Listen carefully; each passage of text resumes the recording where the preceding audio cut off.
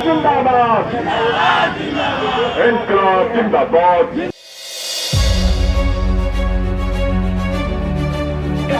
सभी को पुराना पेंशन देना होगा।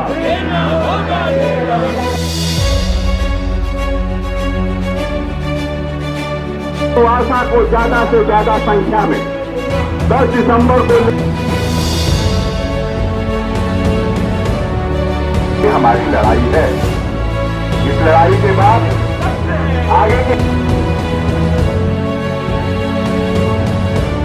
में अपनी मांगों को लेकर आंदोलन का दौर चल निकला है और हम आपको तस्वीर दिखा रहे हैं पटना के गर्दनी बाग की। पटना के गर्दनी बाग में बिहार राज्य चिकित्सा एवं जन स्वास्थ्य कर्मचारी संघ की तरफ से बड़ा सा प्रोटेस्ट चल रहा है। हम आपको तस्वीर दिखाना चाहेंगे।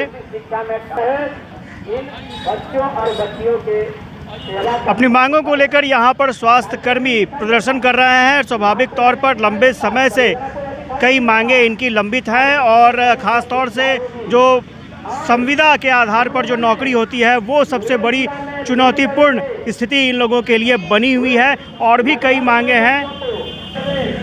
किस तरह की मांगे हैं ये भी हम जानने की कोशिश करते हैं। सर, ये बताइएगा किन मांगों को लेकर के आप लोग यहाँ पर प्रोटेस्ट कर रहे हैं? देखिए, बिहार ही नहीं बल्कि पूरे देश में आज जो सबसे बड़ी मांग है वो 2005 के बाद बहाल जो कर्मचारी हैं उनको पेंशन उनका छीन लिया गया।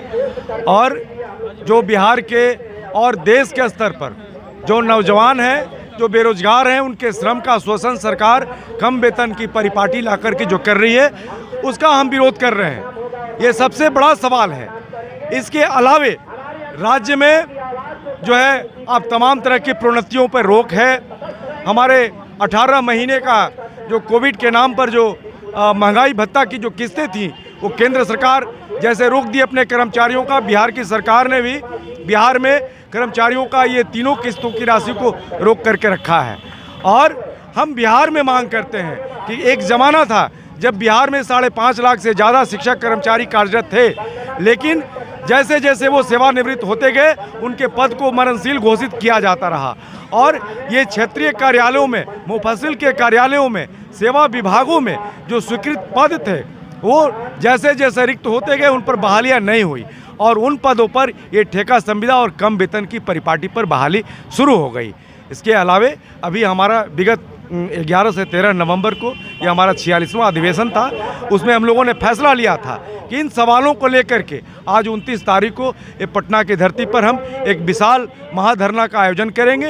इस धरना में हम इन मांगों के अलावे जो ये चिकित्सा संघ के बारे में कहा जाता है कि ये जन संगठन का रूप है, तो हम जनता से जुड़े सवालों को भी उठाते रहे हैं।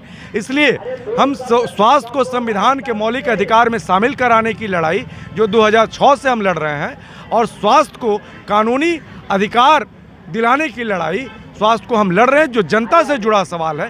इन सवालों को लेकर के भी हम आज इस धरना में हम आज एकत्रित हुए हैं और हम सरकार के समक्ष इन बातों को हम रखना चाहेंगे। स्वास्थ्य मंत्री से क्या कुछ बातचीत हो पाई है सर? आपको लगता है कि कुछ आगे हो पाएगा?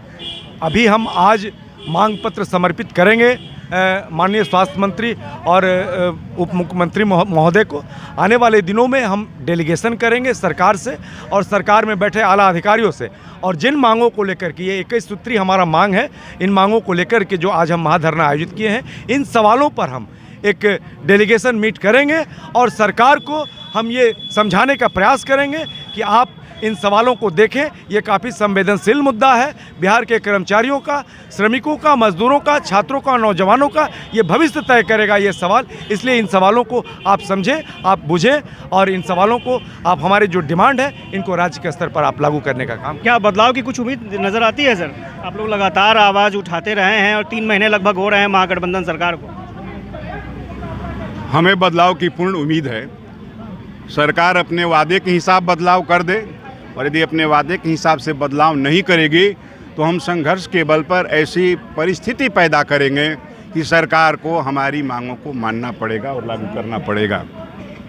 आपको लगता है कि सर सब चीज़ ठीक होगा? निश्चित रूप से हमारा निर्णायक संघर्ष होगा और जीत हमारी होगी। तो ये स्वास्थ्य कर्मचारी हैं जो लंबे समय से सरकार की सेवा कर रहे हैं, लोगों की सेवा कर रहे हैं और अब इन्हें उम्मीद है कि जो मेहनताना होना चाहिए वो मेहनताना अब इन्हें मिलना चाहिए। देखना दिलचस्प होगा कि तेजस्वी यादव अब पूरे मामले को किस तरह से देखते हैं। Ashutosh Chandra, UV news, Patna.